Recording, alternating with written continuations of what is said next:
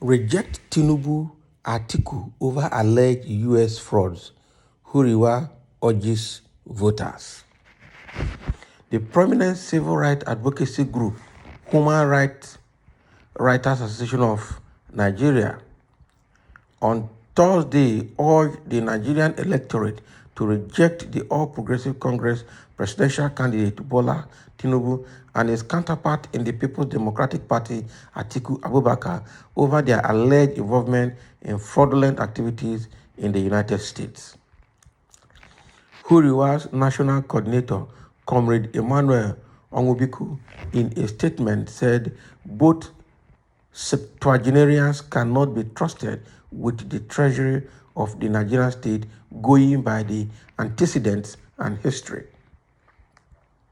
The group warned that both candidates have questionable integrity and doubtable source of wealth, noting that Nigeria may become a rogue state should any of Atiku and Tinubu emerge Nigeria's president at the elections in 2023. Fresh controversy has of late surrounded a document recently released by the U.S. District Court for the Northern District of Illinois over Tinubu's alleged involvement in narcotics and money laundering in the early 1990s. Tinubu's campaign spokesman, Festus Keyamo, on national television on Wednesday night argued that Tinubu did not forfeit $460,000 in one of the 10 bank accounts linked to him and his relatives. Wow. So Huriwa now is trying to tell Nigerians and the voters to use their vote to reject Tinubu and Atiku because of all the fraudulent cases they're having around them. Now it is obvious from what they're writing here, which is also obvious what Nigerians know, that both parties, both Tinubu and Atiku, have questionable integrities and also have questionable source of wealth. And again, their antecedent has shown they have tendencies for high level of corruption. That Nigeria will continue to be a failed state, might even be worse than what we have now if any of them ascends that position, president of Nigeria. So they are advising us. We already know anyway, all right, Tinubu has a lot of cases to answer around him. One of which is the case of this court case that they released the original document, that showed that Tinubu was involved in a drug case in the Northern District of Illinois in the United States. And all the people involved were called. And when they were called, it was when the case leaked that Tinubu ran from the U.S. back to Nigeria. All right? And when he came to Nigeria, he didn't go back again. And when they mentioned his name, the money he was using were traced to several bank accounts. And in the process of that, one of his accounts was forfeited. The money worth up to $460,000 was forfeited. And the spokesperson in that party, Festus Keyamo, is just trying to defend that even before the television or in front of the television. And apart from having a drug case, a lot of cases have been on the neck of Tinubu. One is also the question of his health, which they have refused to tell the Nigerians the truth. Another is his names. All right, his names, people are saying that his name is bearing now is not the original name that the parents gave to him from Osun State, that's where he came from. All right, and another thing again is about his qualifications. Primary and secondary certificates cannot be found. He refused to bring them out, and some quarters have it that the only reason he's failing to do that is because the names on those certificates will not be the names he's bearing now. So how can somebody, everything about his life is fake, and Nigerians are fronting him just because he has made his money, and Lagos has mistakenly allowed him to take over Lagos, and now the real eco owners of Lagos people now, the real eco citizens, the owners of Lagos, are now second class citizens to him. It's a shame that nobody in Lagos can actually talk again now. All right. Now, apart from all of that, the NSAS issue that happened in October 2020, he was also fingered in it.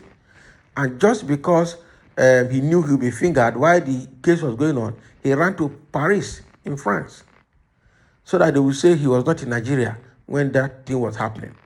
But meanwhile, he was communicating from there and he was instructing the puppet governor, Sanwo-Olu, on what to do. And Sanwo-Olu could not even talk to state government, could not talk to anybody. He's the state government himself, could not even talk to the security agencies in the state. Under his nose, the military took over Lagos. The police took over Lagos. He could not even talk. What kind of governor do we have? Of course, he was placed there as a puppet. He knew when he was going that he was going to be used as a puppet. And all that, he was put there so that they can manipulate him. Well, when they had land issue in Magodo Estate, starting sometime last year or so, early last year, he could not even talk to the police. He went there as a governor, but the police told him, no, we have order from above. And that was basically from the Inspector General of Police in Abuja, from defense headquarters. That overpowered the whole governor of the state, the chief security officer of the state. And the people who were oppressed inside Magodo could not have the help of the state government. So we now know that the kind of governor we have is a puppet and being manipulated by this same Tinubu that put him there. That put him there. So how can we continue to operate like this? That people cannot just allow things to be the way they should be. People cannot just allow things to be the way they should be. I just don't understand. On the case of Atiku, he also has his own baggage that is carrying. Right from when he was in government with Obasanjo, a lot of issues has cropped up that made Obasanjo to say, man, if I allow this man to become the president of Nigeria, even God will not forgive me. That was what he said. Even God will not forgive me. So he has a lot of cases around privatization of the public enterprises as at that time.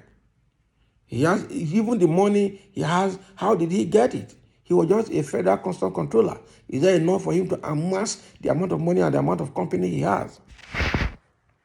Right? And people are not asking questions. Just like one day now, Dangote will come that he wants to be the president of Nigeria. How did he get his money? They will say he has been in business since early 70s. He's a successful businessman. Meanwhile, all the retired generals and all the head of states that have retired, all the key personnel in this country have their money in that business. That is where they go to hide their own money, some of the loot they have stolen from or they have acquired from Nigerian state. It's kind of unfortunate. Now, which organization are you calling prominent? Civil rights advocacy group. This organization is affiliated to IPOB, so they should concentrate on their IPOB business. That's what somebody is saying here.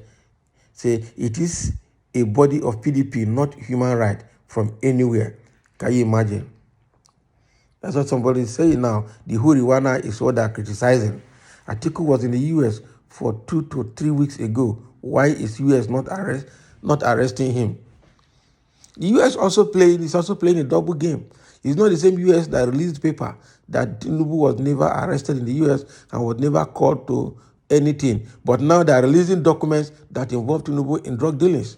So both the US and UK are all double-edged sword entities that are playing to the gallery, that are just doing what they are doing politically so that they will continue to reap the resources of Nigeria.